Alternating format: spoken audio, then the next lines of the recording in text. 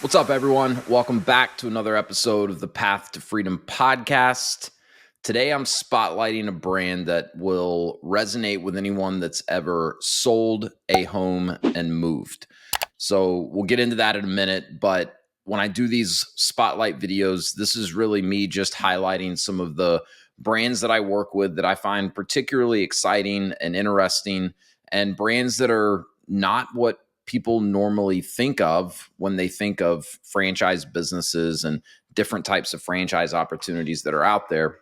So we'll go ahead and get into this particular franchise company today. This is a service-based business that works directly with homeowners that are looking to sell their home, and also realtors representing the sellers of these homes. So they provide value-added services to improve the condition of the home, including things like clearing out unwanted items, painting, interior and exterior, installing flooring, even removing carpet if needed, landscaping, and even move out cleaning. So once everything's out of the home, cleaning the home. So if you think about, preparing to put your house on the market and get it ready to sell, there's usually a lot of tidying up that needs to be done before that house is ready to put on the market. And improving the curb appeal, especially in this day and age where so many potential buyers for homes, a lot of the research they're doing is online and they're just looking at photos, right? So the photos really need to pop, the photos need to stand out in order for it to even grab someone's attention online long enough for them to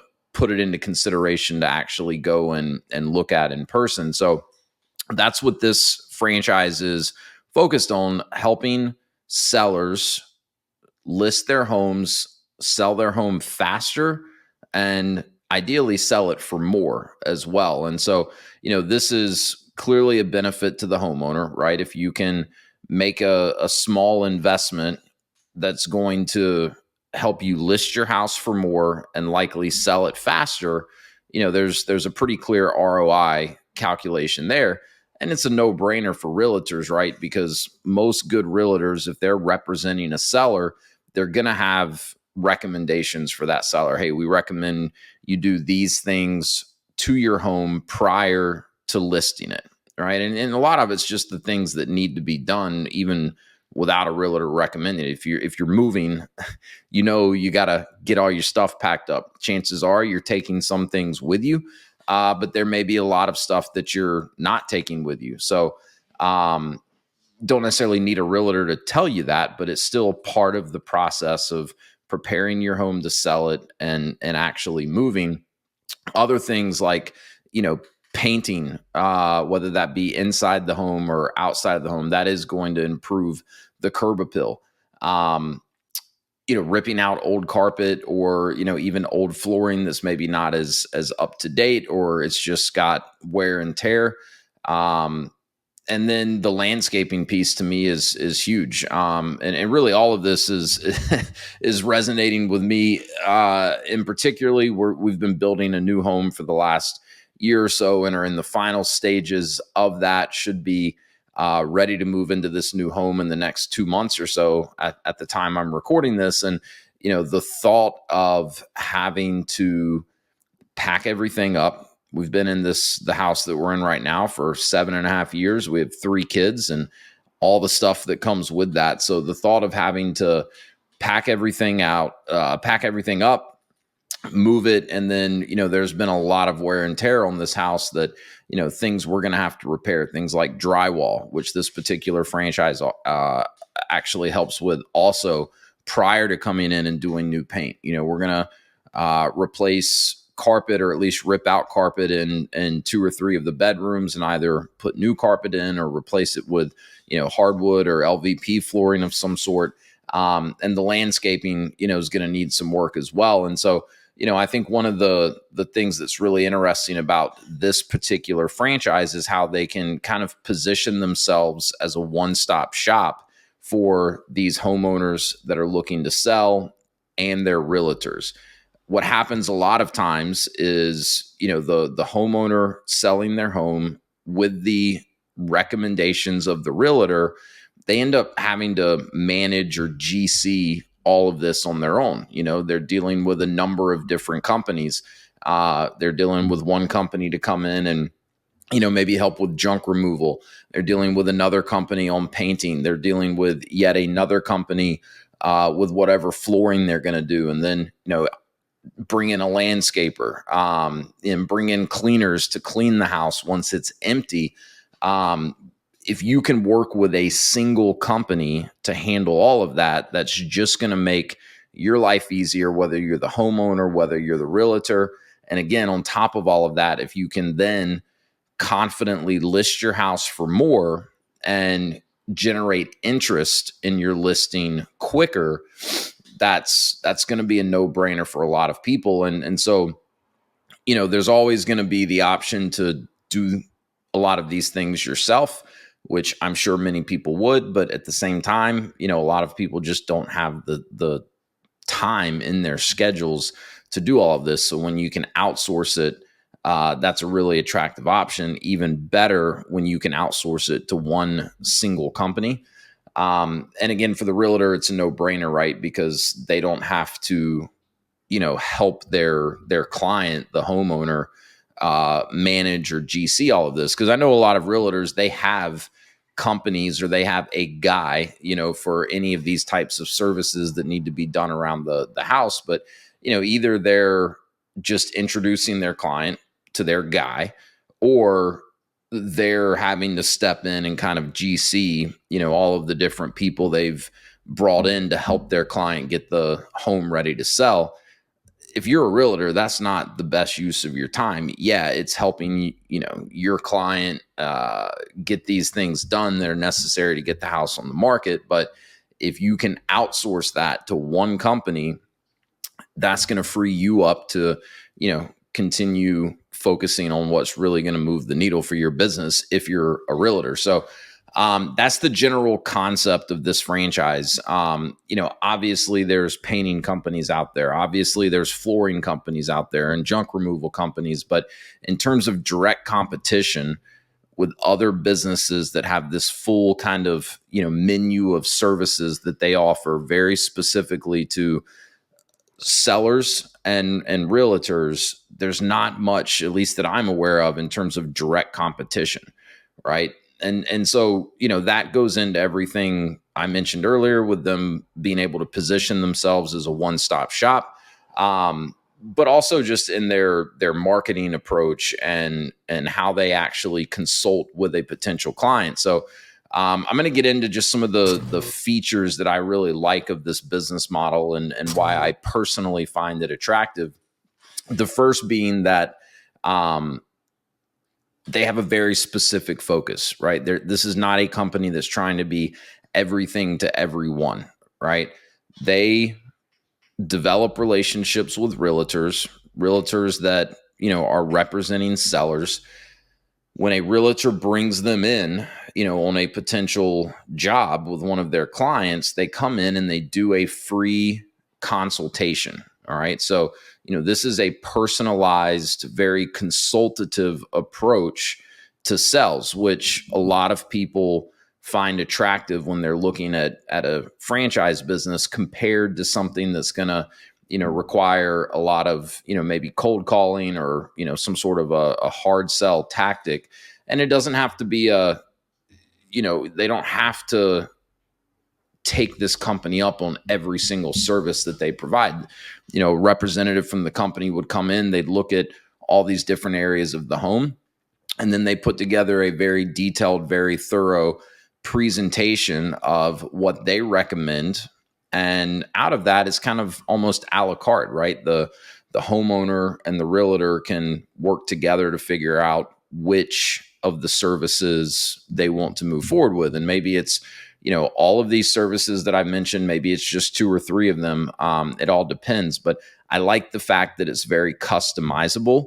I also like the fact that the business model is really built around developing relationships with realtors. All right. So, in a lot of these service-based franchises, and particularly home service or home improvement type franchises, they can be very marketing and advertising intensive. They can require, significant, consistent investments into various forms of marketing and advertising. And it's that outbound marketing and advertising that's then going to generate inbound leads. And then it's all a metric of, how well can you convert those leads? And look, those models work, right? The franchise my wife and I have owned for almost 7 years now is one of these pretty intensive marketing and advertising businesses. We've been very successful and it's a very profitable business for us, but that's just the nature of that particular business. So I find it interesting that this is a model that's not as reliant on marketing and advertising.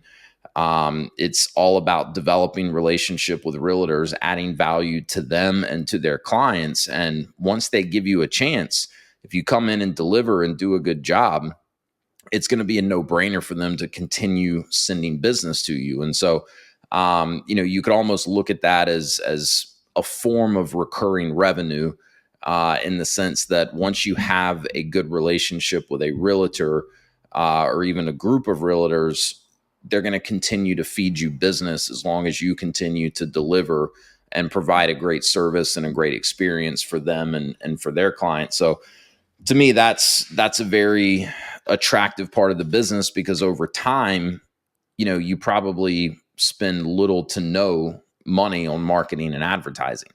I was on a webinar just a week or two ago with the founders of this brand, and the market that they originally launched the business in, they have a big multi-7-figure business there. One of the founders commented, we pushed pretty hard on business development, meaning developing relationships with realtors for the first year and a half or so that they had the business. But now they have enough realtors that know who they are, what they do. They have a good enough reputation. Not only are they not spending money on marketing and advertising, or very little on marketing and advertising, they're not even having to spend a huge amount of time doing any business development, because just like in most industries, professionals talk, right? So if one realtor finds this company, has a great experience with them, helps them sell the house faster, helps them sell it for more, they're going to tell other realtors, right? And word is going to spread. So that's particularly interesting to me. I like the fact that there's multiple revenue streams, right? They really have 5 core revenue streams, with the junk removal, the painting, and again, that's interior and exterior, carpet removal, flooring installation, landscaping, and then the move out cleaning. So I love a business that has multiple revenue streams. All right. Backing up a little bit, because this is a service-based business. This is not a business that requires a storefront, right, where customers are coming to you. And it's really the type of business that can be started as a home-based business, at least initially. As the business scales and your team's bigger, it may make sense to move into some sort of a flex space, or industrial type location where you've got warehouse for some storage and maybe some office space. But initially, there's really no need for that. So that means a franchise like this is going to be on the lower end of the initial investment range, comparatively speaking, when you look at other franchise opportunities out there. I try not to get into specific numbers on this podcast, but if you look at the item 7 of this brand's franchise disclosure document, which is where a brand kind of breaks down what the total investment range should look like, everything through getting the business open and operating, as well as some initial working capital that a new franchisee should have in hand. Their item 7 is below $200,000 all in for a single territory. All right. So that definitely puts it on the lower end of the initial investment spectrum, if you will. It's also a low overhead business, right? So there's not a ton of fixed expenses in a business like this. We've already talked about the fact that, it's not very marketing and advertising intensive, which again, in some businesses, even if they're a lower initial investment and a lower overhead model in terms of their fixed costs, some of these businesses are going to require a hefty marketing and advertising spend, which is not necessarily a bad thing. That model can absolutely work, but this is one where that's not going to be as much of a component. The other big thing to understand here is initially this franchisor recommends and supports their franchisees in developing strategic relationships with subcontractors for all of these different services that they offer. So what that means is that the franchisee, number one, is not in the home removing junk or painting or ripping out carpet or putting down flooring or doing landscaping. That's not the role of the franchisee in a business like this. All right. Secondly, they don't have to go out and hire people to do all of that either. They partner with companies that already do this. So earlier we talked about the fact that this is attractive to realtors and homeowners looking to sell because they don't have to play project manager or GC. That's really the role of this franchise, right? They develop a network of qualified, reliable subcontractors in all of these different service categories that they provide. And then they manage the project on behalf of the realtor and on behalf of the homeowner. All right. So, probably not enough time to get into it now. Some people, when they hear the word subcontractor, it carries kind of a negative connotation. And, I've talked about this on the podcast through my personal experience. I've talked to numerous founders of brands and other franchisees that are in businesses that rely on subcontractor relationships. When that's done right, that's a really, really good model. And it's very beneficial to the franchise owner, but can also be incredibly beneficial to the companies that they're contracting with. So, and this is a big area that the franchisor in a business like this is helping and supporting, and particularly their newer franchisees with, is, what to look for in the types of subcontractors that you want to work with, how to vet them, how to set appropriate expectations, right type of, subcontractor agreement to have in place. I mean, the list goes on and on. This particular brand also has some national partnerships, one in particular with Sherwin-Williams. So that's on the product side, right? So, some built-in discounts for things like paint. But Sherwin-Williams also has their own network of certified subcontractors for painting and I believe even flooring. So, a new franchisee is able to tap into that in addition to all of the other support that the franchisor is providing. So I really like the fact that it's a subcontractor model because keeps you as the franchise owner from going out and having to hire and put people, on payroll. You probably still need a small team in order to start the business. And, some of that depends on how active, the owner plans to be. A business like this, it's my personal opinion that, as the owner, you want to plan to be fairly active in the business for, at least the first year. I wouldn't position this as a great, what we call semi-absentee franchise ownership business. It can certainly be done that way, but you'd be hiring someone to do business development. You'd be hiring someone to do project management. So, really, I'd say there's two key roles that need to be filled in this business in terms of, working directly for this franchise. It's someone that's going out doing business development. All right. That's developing the relationships with the realtors, making sure they understand who you are, what you do, and how you can help them and their clients. And then there's someone that's going to be responsible for project management. So in the beginning, that's developing the relationships with the subcontractors on an ongoing basis. That's just overseeing all the different jobs and projects that you have going on. All right. But the key takeaway there is you do not need a big team, right? In order to really get cranking with this business. Now, the franchisor does recommend as you scale the business, it can make sense to hire some people internally to provide some of these services directly instead of subbing it out. You're just going to improve your margin, in all likelihood by doing that. but you don't need to do it initially, which again just saves you on fixed expenses, helps with cash flow because any of your labor costs, if you're using the subcontractor model, are going to be variable, meaning you're only paying the labor if you've already generated the revenue.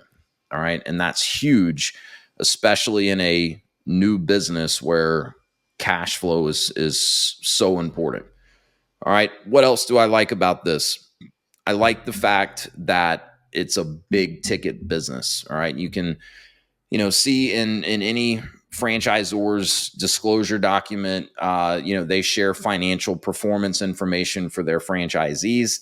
Again, I try not to get into numbers on this podcast, even if it is something that a brand has in their disclosure document. But, this is the type of business giving all the services that we've talked about. This is not a couple $100 for someone to have this company come in, right? This is something that most clients are likely paying several $1,000s, probably north of $5,000 would be like their average project amount, would be my guess. And so why is that important?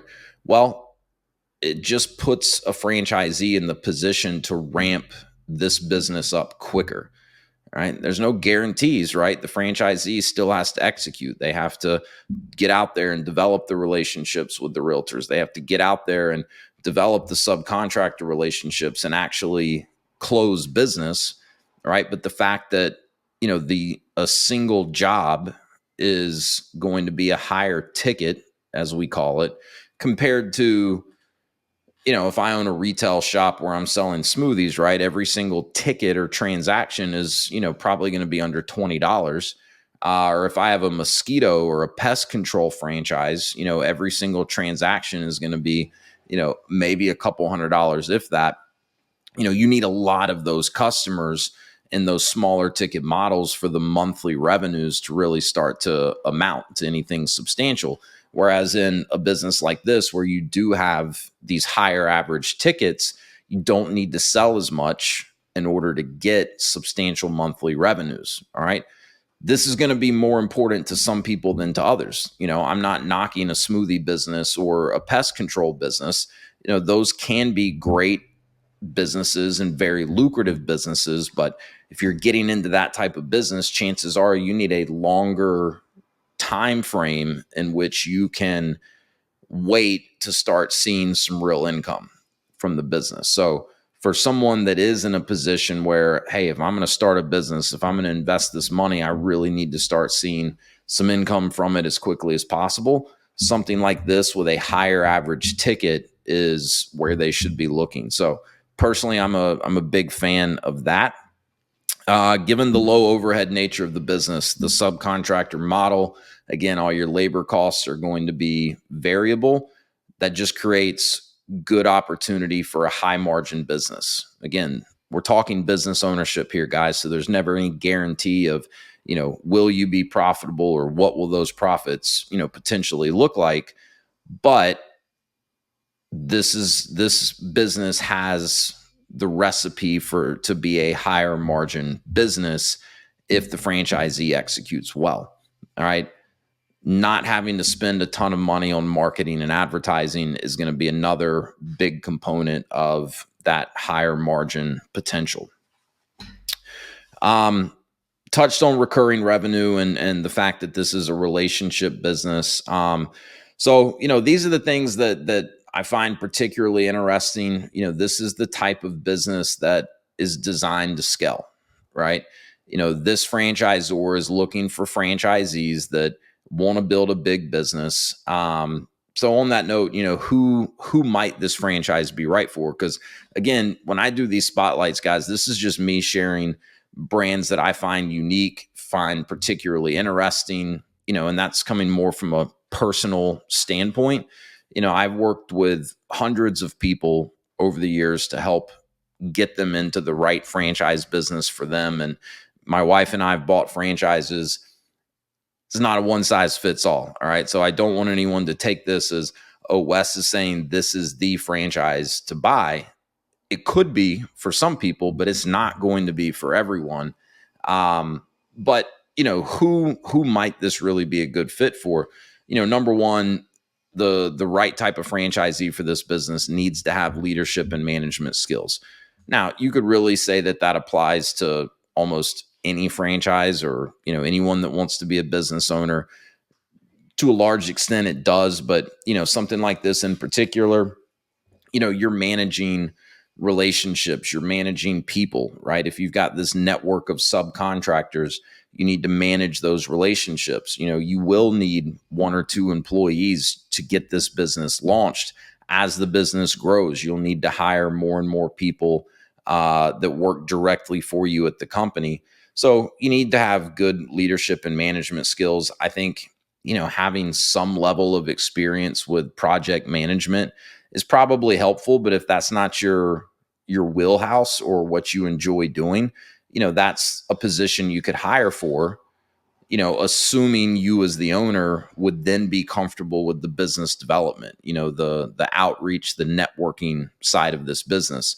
So I'd say that's really the big thing, right? Is anyone that would enjoy a business where most of their time and energy is spent going out into the community, developing relationships, being the face of the business, explaining to, in this particular case, primarily realtors, again, what you do, how you do it, why you're different, and how you can help them.